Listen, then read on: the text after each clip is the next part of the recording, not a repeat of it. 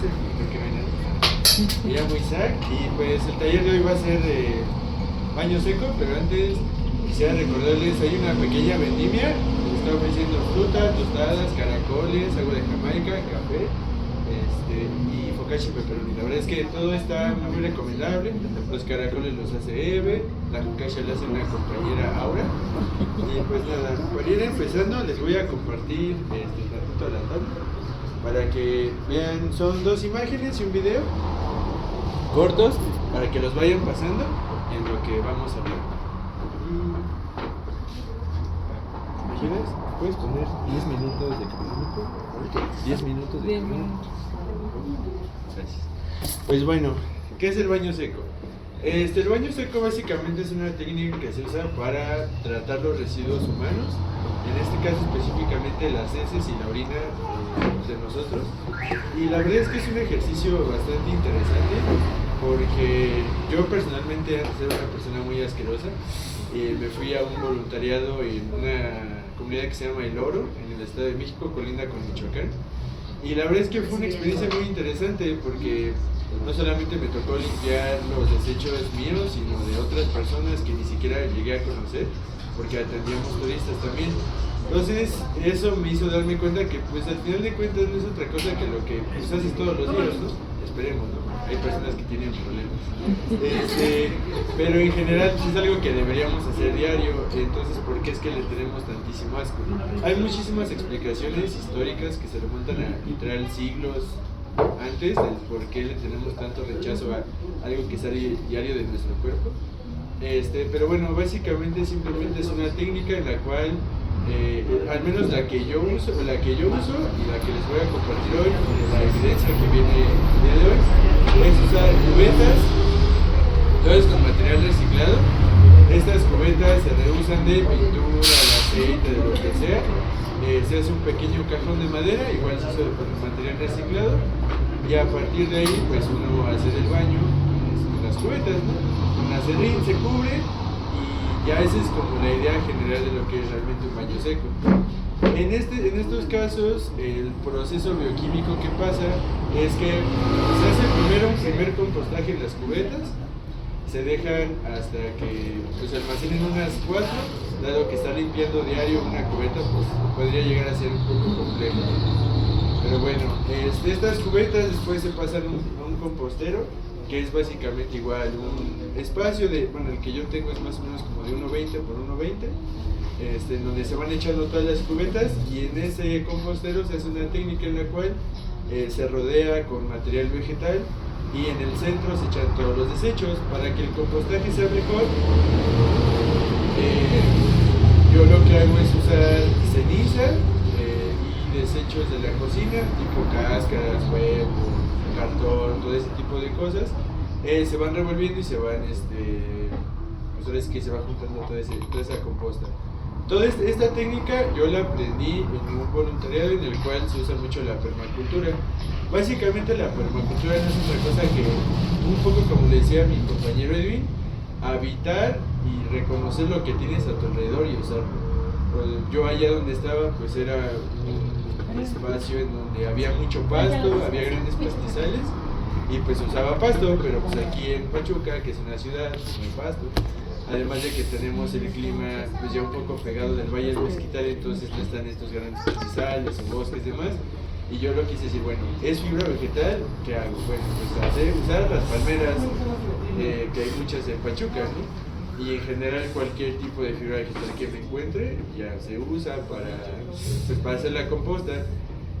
Después de que se llena, que más o menos nosotros lo llenamos en aproximadamente unos 6 meses, se tapa con plástico y con algunos costales y piedras y demás.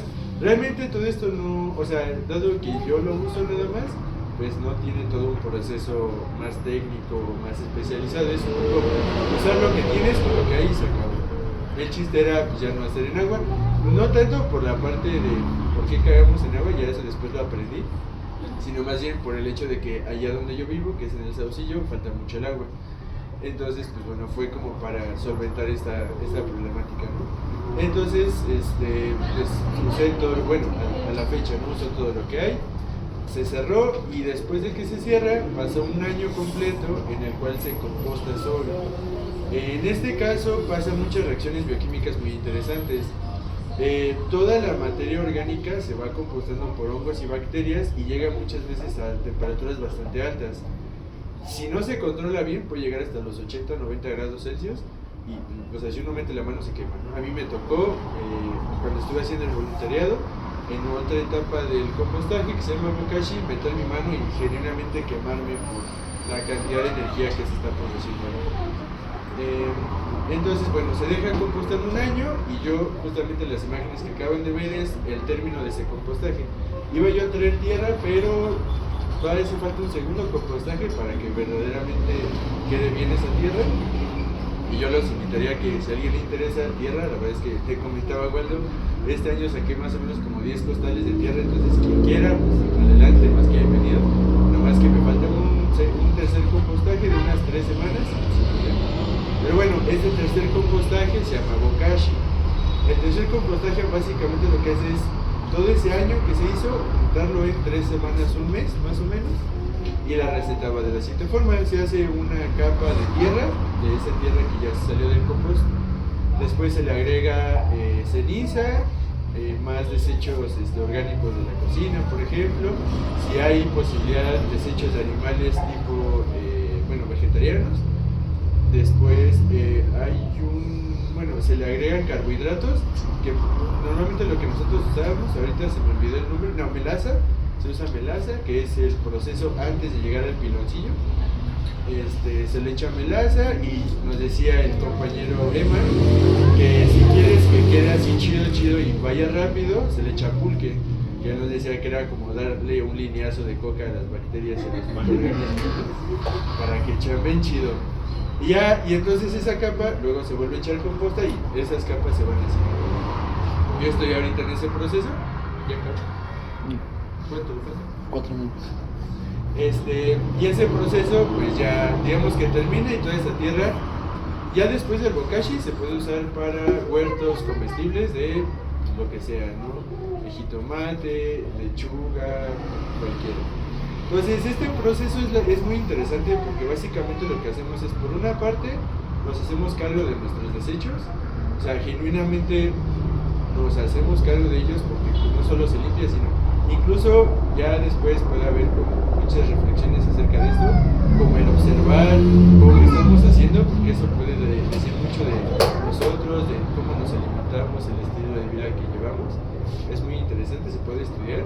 Así como también, pues, de alguna forma todos los animales, pues, es lo que hacen, ¿no? O sea, sus desechos muchas veces generan cadenas tróficas muy importantes. Uno de los animales más importantes a nivel global es el salmón. O sea, el salmón, la cantidad de cadenas y la cantidad de alimento que genera a lo largo de toda su vida es enorme. Más o menos un 20% de la población mundial de seres vivos se alimenta del salmón. Entonces, el hecho de que nosotros le echemos al agua y eso pues no se trate, no se reutilice, no nada, la verdad es que pierde muchísimo. Literalmente estamos perdiendo nutrientes, energía que genuinamente se puede hacer. Entonces, la verdad es que es una estrategia muy buena. Yo lo llevo haciendo ya casi 2 años, ya voy para los 2 años, y la verdad es que está dando muchos frutos. Sin embargo, aquí pues yo quisiera empezar conversatorio, porque es la idea, con 10 minutos les voy a contar algunas cosas y otros 10 minutos de diálogo, plática, porque como nos comentaban los compañeros, pues este es un conversatorio, ¿no? Y la idea es que platiquemos, dialoguemos y construyamos. Y quisiera abrir con lo siguiente: ¿alguna vez se han realmente fijado de alguna forma diaria en cómo son sus desechos? ¿Y alguna vez les ha interesado a dónde van y qué se puede producir con ello? Dice sí, pues bueno, ya he pensado.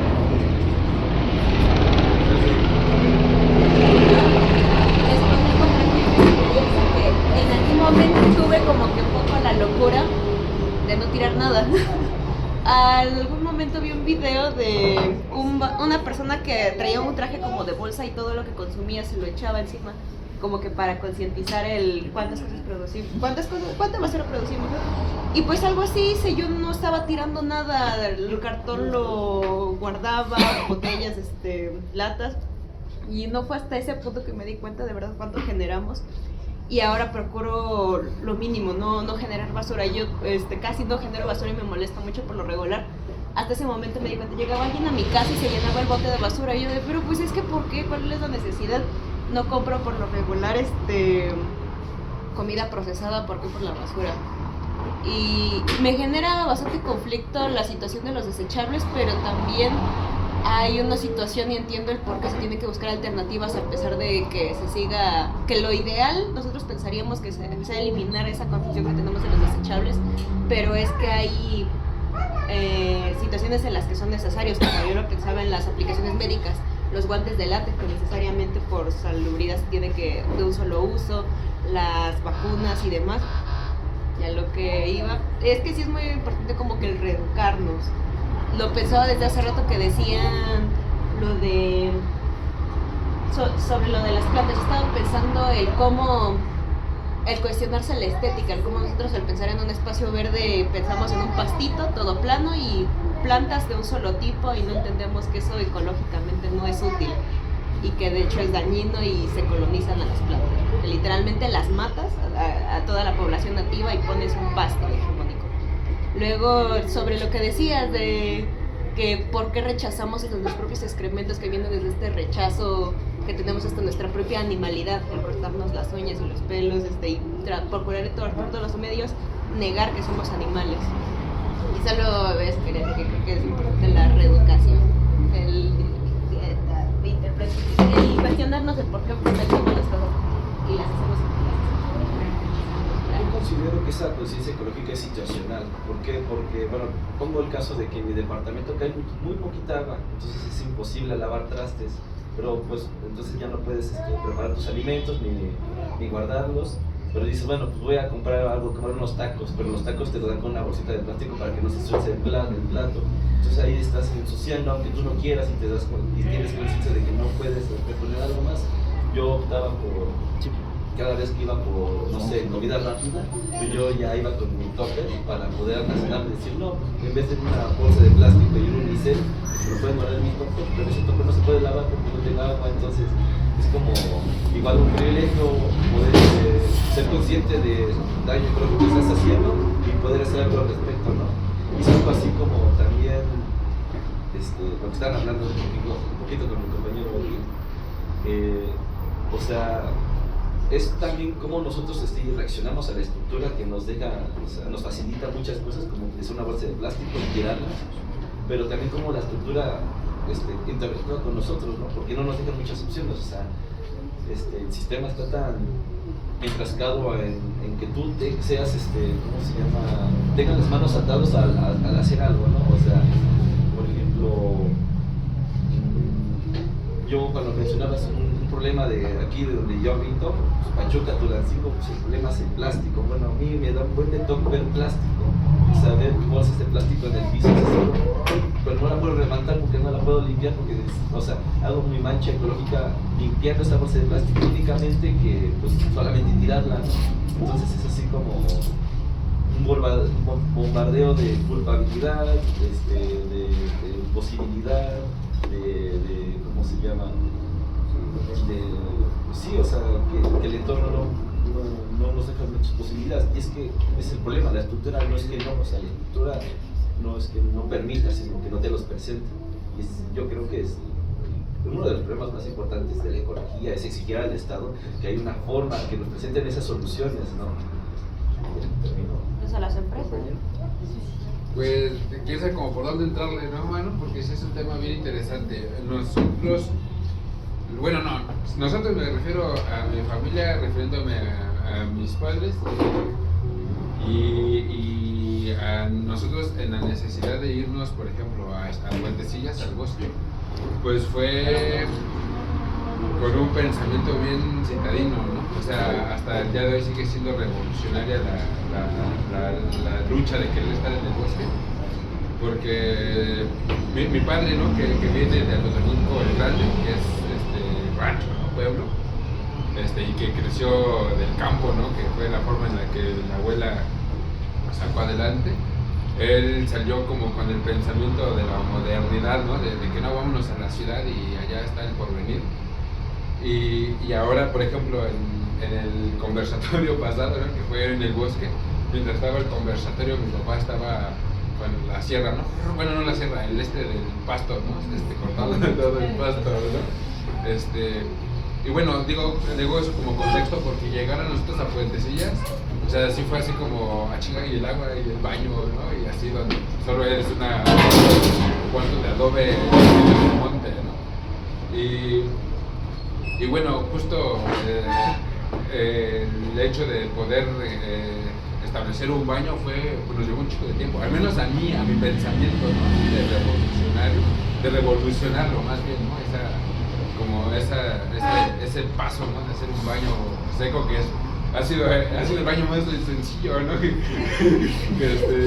se pudo haber hecho, ¿no? O sea, un cajón de madera. Pero creo que como en 3 horas lo hicimos con Edwin, ¿no? Y un bote, ¿no? Está chingón para el baño, ¿no? Y fue la solución. Y pues llevamos un montón de tiempo yendo al monte, ¿no? Pero realmente la solución estaba así de sencilla, ¿no? Y pues bueno, no sé, por otro lado, ¿no? Pensando en la parte de esa de la basura, un profesor que tenemos así como en común, mi compañera Jessie y yo, pues es economista de formación, ¿no? Él ya es antropólogo, pero fue economista. Y él siempre busca la forma realmente bien económica de hacer las cosas, ¿no? Entonces él dice que cuando va al súper, ¿no? Así a hacer sus compras, él ya cuando llega a la puerta del súper, ya una vez pagadas sus cestas, él ya lleva las cajas de cereal, ya sacó todo, ¿no? O sea, él ya sacó todo y si yo les dejo su basura, ¿no? O sea, yo no voy a estar cargando la basura, ni mucho menos me voy a tomar el tiempo de volver a bajar escalones para bajar la pinche basura, ¿no? Y luego, pues, ¿a dónde? Pues que ellos hagan cargo, ¿no? Entonces él, cuando ya llega a la puerta, a su carro así, él dejó lo que más que se pudo, ¿no? Como ese tipo de pensamientos, pues sí son bien revolucionarios, ¿no? Porque, bueno, pues sí te estás evitando ya a futuro la fatiga de tener que sacar tu bolsa de basura, ¿no? Porque pues de todas maneras la generas, ¿no? Y pues dejárselas a ellos, ¿no? Y otra es el gran problema, ¿no? Que a las empresas sí no se les está pidiendo, no se les está exigiendo que se hagan cargo de eso que ellos mismos hacen, que es generar la basura, o sea, nos lo dejan a nosotros. Pues ni siquiera nosotros, porque nosotros lo dejamos ahí y el Estado va y lo lleva a otro espacio, ¿no? Pero no hay, pues yo que sepa, no hay ese trato, ¿no? con la basura. Que es el mayor problema, ¿no? Digo, aquí es una propuesta de un tratado de ciertos residuos, pero residuos hay variedad. ¿Querías aportar? Bueno, igual yo he visto que es muy generacional porque, bueno, donde estoy viviendo ahora es en Tequisquiac, Estado de México, es un pueblito y ahí algunas veces se organizan igual para rescatar ciertos lugares donde hay mucha vegetación, mucha fauna y hacen exposiciones. Y me tocó ver que una señora ya grande de edad iba con su nietecita y había un letrero gigante sobre reutilizar la basura o de no dejar la basura así. Y la señora agarra y hacía su bote tirando su basura. Esta es una expo sobre ecología y sobre que no tires basura. La señora tira su basura y su nietecita va y la recoge.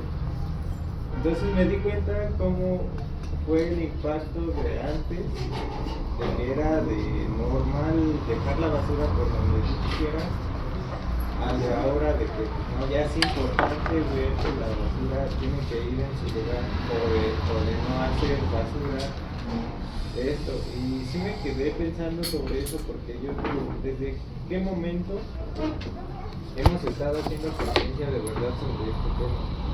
Y siento que esto ya es súper reciente, porque anteriormente no era un tema que se dialogara como tal, era algo normalizado, era algo que ya la gente lo trae en el chip, sí, me como un chicle y tiro la basura. Y luego aparte la ciudad no tenemos cestos de basura donde depositar la basura y los pocos que tenemos se atascan y luego la gente va y lo deja abajo, a un lado, encima, y nadie va a recoger esa basura porque no tenemos un servicio que recoja la basura y luego lo demás, ¿a dónde va? Y ya ahorita tenemos este problema en Pachuca de que los basureros están abarrotados y ya no hay dónde meterlos. Y cosas así, y ver este problema hace unos años, cuando vivió todavía aquí, el colectivo de recolección de Pachuca ya no pasaba porque estaban en huelga los trabajadores porque no se les estaba pagando bien. Entonces la gente dejaba su basura en la calle y era un basurero por todos lados. Y me entró ansiedad y casi así, que salía y me molestaba. O sea, de que, ¿por qué la gente no entiende? Y así, y entonces yo ya iba cuando comprábamos nuestras despensas, así llevábamos nuestras propias bolsas, ahí echábamos y la gente nos decía gracias, ¿no? Porque si todos hicieran eso generaríamos menos basura. Claro, y bueno, justamente por eso, dada que igual yo estuve ahí en el festival de Pulque con los famosos artistas, va a ser mi primer intento de un performance, ¿vale? Entonces, justamente como acaban de decir, ¿no? O sea, sería muy inconsciente de mi parte llegar y decirles, no, es que tienen que hacer su baño seco. Cuando les preguntaría, ¿cuántos de aquí realmente podrían cambiar, o ya ni siquiera cambiar, ¿no? Pero les dejarían poner un baño seco en su casa? Levanten su mano. ¿Quién podría? Somos tal vez la mitad de los que tal vez podrían. Entonces realmente, y bueno, ahora, ¿quiénes de ustedes de los que levantaron la mano podrían poner los composteros? O sea, 3 cuadrados de 1 por 20 en sus casas. Levanten su mano. Ven, son menos de la mitad. Entonces, lamentablemente, a pesar de que la idea es muy buena, a pesar de que yo quisiera compartirles, pues, cómo fue mi experiencia del baño seco y demás, ahorita la tierra que saqué y compartirlas, realmente no tiene caso. ¿Y por qué no tiene caso? Por algo que el compañero Edwin habló y yo quisiera profundizar un poco más, que es nuestra relación con la tierra o con en dónde habitamos, ¿no? Y en esta parte no tanto desde la psicología, sino desde la parte política. Y yo la verdad es que quisiera pues darles alguna información que se me hace muy pertinente, sobre todo en estos momentos que estamos pasando. Antes de la Revolución Mexicana, una de las cosas, fueron muchas las cosas que detonó la revolución, pero una de las cosas que detonó la Revolución Mexicana fue una ley que se promulgó en 1856, que fue una ley que se llama Ley Lerdo, que básicamente lo que hacía era destruir por completo la tierra comunal. De forma legal se destruía el hecho de que la gente pudiera organizarse en comunidades y tener su propia tierra, administrarla, tener ciertos reglamentos acerca de cómo uno se comportaba con esa tierra. ¿Y qué provocó eso? Bueno, para empezar, la ley, el mismo nombre genera muchísima violencia, porque esa ley era conocida como la ley de las manos muertas, porque se consideraba que realmente la tierra no estaba produciendo, porque la gente no quería producir, cuando realmente la cuestión no era eso, sino que la gente producía para su comunidad y era suficiente lo que hacían. O sea, no es que no quisieran trabajar, y entonces nos damos cuenta que este mito de el mexicano flojo realmente se viene dando desde hace muchísimos años y que se nos sigue violentando con lo mismo. Entonces, ¿qué provocó esta ley? Que tiempo después pues se crean los latifundios que explotaron en el porfiriato, ¿no? Entonces la gente se quedó literalmente sin tierra, se quedó sin dónde habitar, se quedó sin ese poder y se empezaron a generar simetrías escandalosas, completamente horribles de poder, ¿no? ¿Y qué provocó todo esto? Pues ya lo sabemos, la revolución, ¿no? Sin embargo, realmente cambió algo con la revolución, porque se nos pintan en nuestras escuelas de que no, la revolución y esto. Pero realmente, ¿qué pasó? Bueno, sí se promulgó la ley, sí se añadió a la Constitución de 1917 después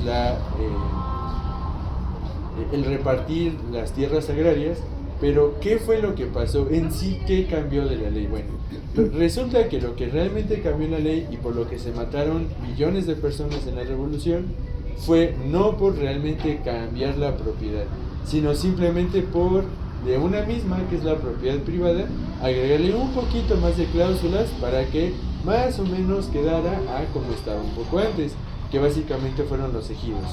¿Cuál es el problema de los ejidos? Que desde la misma base traían muchísimos problemas. Como que, bueno, el hecho de que no hay mecanismos para que las comunidades realmente produzcan en esos ejidos. Al final de cuentas estamos pensando que después de la revolución vino la revolución industrial. Entonces realmente el campo no puede competir contra los grandes productores que siguen acaparando muchísima tierra, porque la revolución realmente no quitó el acaparamiento de tierra, solamente distribuyó un poco de esos latifundios enormes que seguía habiendo, pero realmente seguía habiendo muchísima acaparación de tierra. Entonces no podemos esperar que hagamos cambios, no podemos esperar que se trate la basura, que tengamos una mejor relación con en donde habitamos, si ni siquiera tenemos poder sobre eso que habitamos, ¿no? O sea, no podemos considerarnos ciudadanos si no tenemos derechos de un ciudadano.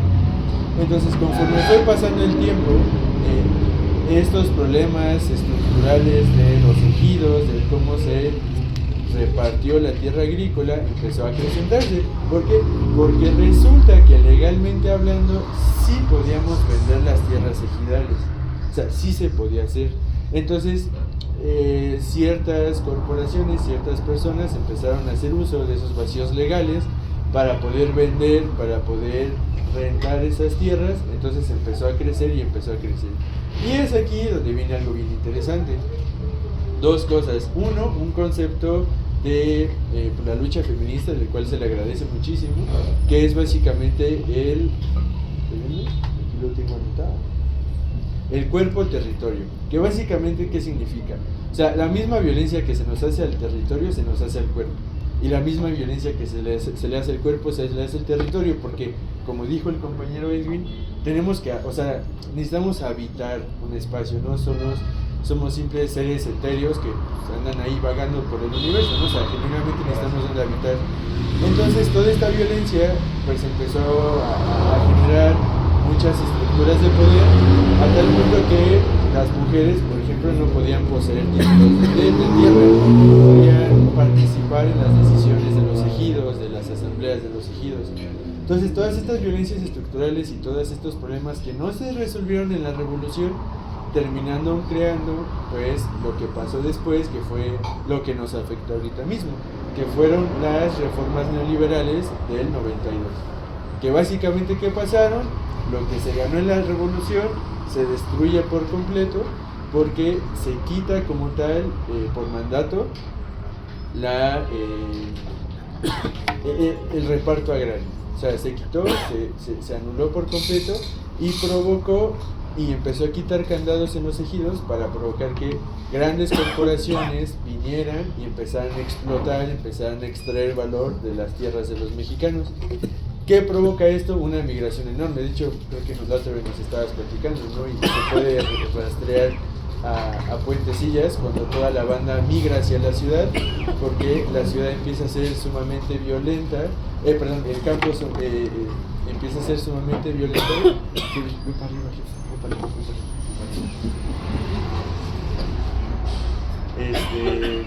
Entonces, pues el campo sufre muchas violencias y pasan de ser personas del campo sin tierras a pasar a ser ciudadanos sin tierras.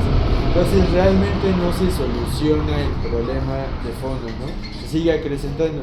Y es por eso que actualmente, pues, si no tienes poder sobre dónde habitas, pues realmente no puedes hacer cambios, ¿no? Y es a donde venimos a la fecha. ¿Cuántos de aquí de ustedes podrían decir que realmente consideran que a futuro van a tener un terreno o una casa propia? O sea, ¿realmente cuántos? O sea, si no fuera por ayuda de nuestros padres o de generaciones pasadas o algo similar, realmente yo, por ejemplo, no tendría absolutamente nada. ¿Y qué pasa a esas personas que no tienen ese apoyo? Pues lo que tenemos ahorita, ¿no? Somos el país sin techo. en donde todas estas tierras pues pertenecen a la especulación inmobiliaria, y donde más se acentúa en la ciudad pues es debido a esta especulación inmobiliaria, donde las personas jóvenes pues no pueden acceder a una vivienda. Entonces, ¿de qué sirve que haya técnicas avanzadas de tratamiento de recursos, de tratamiento de desechos, si pues no tienes dónde hacerlo, ¿no? Si el cuarto donde rentas pues no te deja tener un baño seco, si el cuarto donde rentas pues no puedes tener una composta, un huertito, unas plantitas, pues no tiene caso, ¿no? Entonces, realmente en esta reflexión del taller de baño seco, el baño seco era un troyano en el cual pues ustedes aceptaron entrar, y resulta que vamos a hablar de revolución y propiedad. Y bueno, ya nomás para terminar esta reflexión quisiera leerles. Bueno, sí, perdón. Antes de terminar, esta reforma que les decía neoliberal del 92, resulta que no fue simplemente porque nuestros políticos sean los peores políticos del mundo, sino porque había una presión por parte de Estados Unidos para que se firmara el Tratado de Libre Comercio de América del Norte, y para que se firmara ese Tratado de Libre Comercio se impartió esta ley. Entonces, ni siquiera es como que los políticos malosos sean malosos, sino también son influenciados por un poder todavía más alto, que es el Imperio Americano. Entonces, pues qué horrible que sigamos peleándonos por exactamente las mismas cosas. Y ahora sí, para terminar, quisiera leerles algo y a ver si adivinan de dónde es, y con esto empezamos el diálogo. Mexicanos, considerad que la astucia y la mala fe de un hombre está derramando sangre de una manera escandalosa por ser incapaz para gobernar. Considerad que su sistema de gobierno está arrojado a la patria, o sea, está lastimando a la patria, y está arrojando con la fuerza bruta de las bayonetas nuestras instituciones, y así como nuestras armas las levantamos para elevarlo al poder, ahora las volvemos contra él por haber faltado a sus compromisos con el pueblo mexicano y haber traicionado a la revolución. No somos personalistas, somos partidarios de los principios y no de los hombres. Un costal de tierra, quien adivine de dónde viene ese texto. ¿No? ¿Nadie? Bueno, pues con esto empezamos el conversatorio. Esto es parte del Plan de Ayala. Plan de Ayala promulgado en 1911. Entonces, pues, ¿qué onda, no? Pasaron más de 100 años y no sé ustedes, pero más allá de las palabras raras, sigue hablando de cosas que nos siguen doliendo, ¿no? De esos políticos personalistas, de ese culto a la personalidad, y del hecho de que traicionen sexenio con sexenio, año con año, campaña con campaña, pues lo que prometen. Entonces, ¿alguien quiere comentar algo?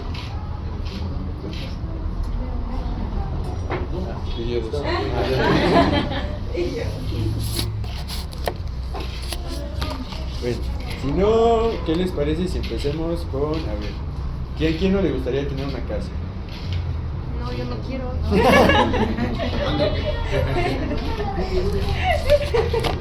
Hiciste una pregunta ahorita, no escuché. Sí, bueno, que realmente pues ya pasaron más de 100 años y realmente no ha cambiado nada. O sea, estamos bien con eso, cómo nos sentimos respecto a eso, y el hecho de que, pues bueno, nos gustaría tener un espacio propio, un lugar propio, más allá de lo que nuestros padres o familias pasadas nos quisieran dar. O sea, realmente nos gustaría tener pues un espacio donde habitar, realmente habitar de forma consciente. Entonces sería como... Pues sí, ¿no? Porque como humanos, o sea, son dos necesidades las que nos mueven, ¿no? Es la comida y es el techo, ¿no? Entonces, lo que buscamos satisfacer es tener buena comida y tener un buen techo, ¿no? Y realmente lo que dices pues tiene todo el sentido del mundo, ¿no? Porque en el caso en el que nosotros nos encontramos, ¿no? Que es Puentecillas, por ejemplo, sí tenemos un madrazo de monte, pero justamente son ese, ¿cómo le llaman? Ese bricolage político, ¿no? Que no nos deja movernos, ¿no? O sea, tenemos que movernos como cuidándonos de las líneas, porque no podemos hacer mucho, ¿no? O en su defecto no sabemos muy bien